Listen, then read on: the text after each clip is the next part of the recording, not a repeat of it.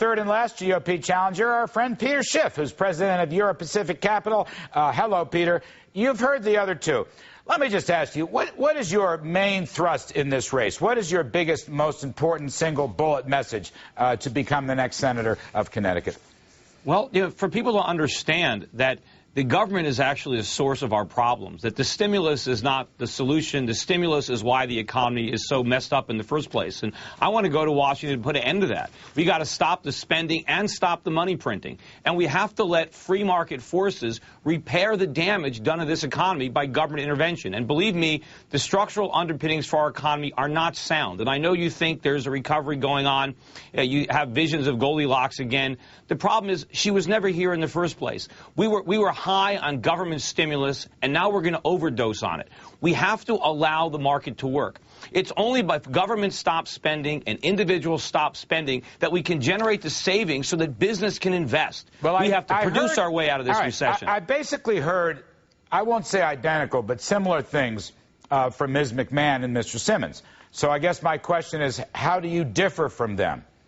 Well, I don't think when Linda McMahon talks about creating jobs, she talks about government, going to government to help create jobs.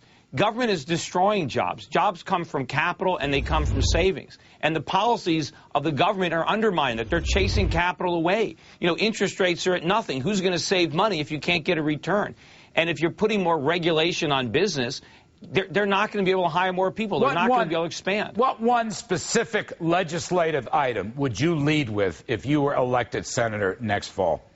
Well, we have to start repealing all the government spending. We're running these huge deficits. The government has to stop doing that. We have to stop spending money. We don't have it. All we're doing is taking it away from the private sector, and we are in the process of setting up an economic crisis much worse than the one we think we solved. The currency crisis is coming, Larry. I know you think King Dollar is potentially coming back, but it's not. We are on the verge of a currency crisis. Actually, and that dollar collapsed. I don't think King Dollar's coming back. I'm pretty unhappy with King Dollar, as I just said top of this show and almost every night. I don't know where you got that impression, but I'm just trying to think.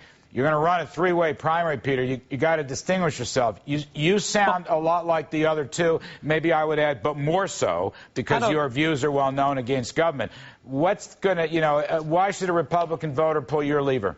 Because I think they can trust that when I go to Washington, I'm going to act on my convictions. I mean, I was on your program from the very beginning when they were coming up with these bailouts. I was opposing TARP from day one. I wanted to let AIG fail. I wanted to let all the investment banks fail. I didn't want one taxpayer dollar being used to bail out a private company. I didn't want the government bailing out General Motors. I didn't want them bailing out Chrysler. I wanted the market to function. And I understand that in order to get a lasting recovery, we're going to have to go through some short-term pain. There's no easy way out of this mess. It's unfortunate that we got into this predicament. You don't think we've had enough pain already?